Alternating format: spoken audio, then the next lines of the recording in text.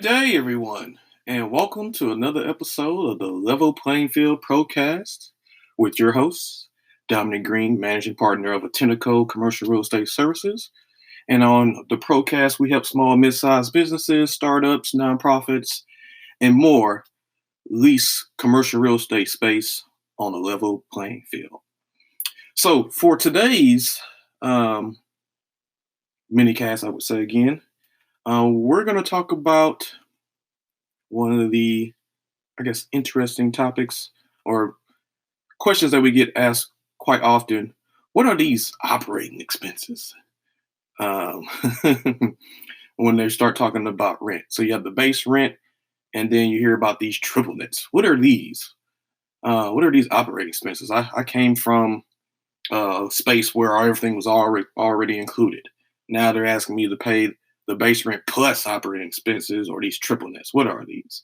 So today we're going to kind of go a little bit in depth to explain what are operating expenses, what's it included, and dig into the segment also about what things are negotiable in operating expenses.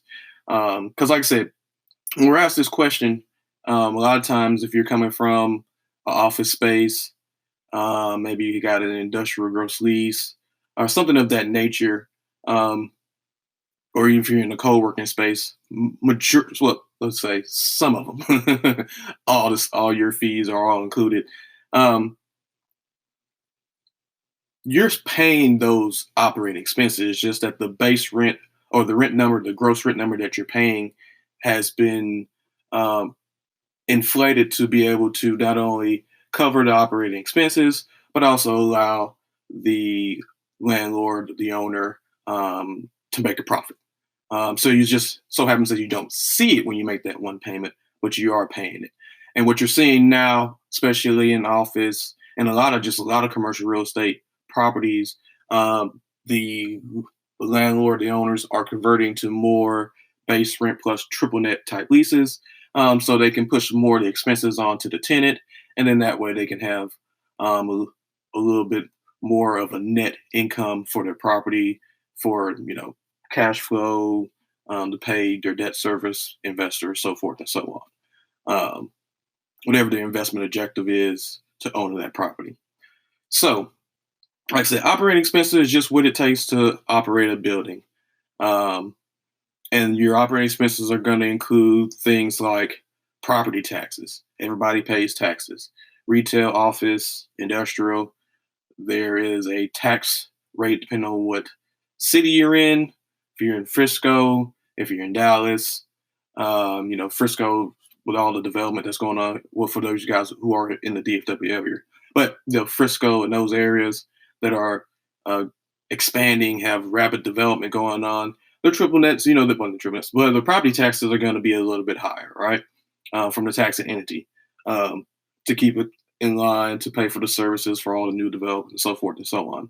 You're also going to have included in these operating expenses these triple nets. These are three things in there. So one of the ends would be property taxes. That'll be one of the nets. The second one will be insurance. So you're paying the cost for the owner to insure the building that you're actually leasing in. And it's going to be required by financing. So they're going to have it. They should have it. Let's put it like that. But more than likely, they're going to have insurance on the property just in case there's any issues, damage, or anything like that to make a claim to replace the building if they need to and whatnot. So that's your second end. Your third end of the triple net or of the operating expenses is going to be your common area maintenance. Now, this is where things can get a little inflated. This is where a lot of your landlords kind of jam extra things in there and call it, common area maintenance. Because like I said, these are going to be things that are part of keeping the building, in its best condition, operating the building. That ranges from building maintenance repairs, the utilities of the common areas. If you're in an office multi-tenant building, there's common areas that's factored in. Same thing with retail, but probably some of them not as much. Industrial, very little common area maintenance. A lot of them, unless it's in a kind of a industrial park or something like that, and they have the amenities for outside and stuff like that. but it's not going to be on the scale of what you would see in office or in retail. Um, so, um, yeah, you're going to have utilities. They'll throw in admin fees, management fees. They'll try to get it for the lighting, the parking lot. I mean, you name it.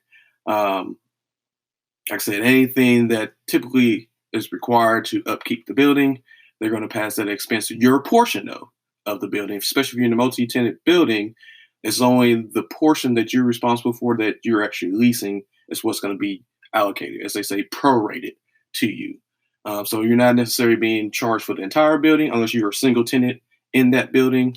Say, for instance, you're in a restaurant and you're in a restaurant building that's by itself, a freestanding building, then you're going to pay all the expenses, all the common area, all that 100% because you're the only one there. But in multi-tenant, it will be shared amongst other tenants there. Thank you for tuning in to another episode of the Level Playing Field ProCast. You can follow us, or actually follow me, on Twitter at Dominic Green CRE. Search us on LinkedIn and Facebook. Just type in the word ATENANTco.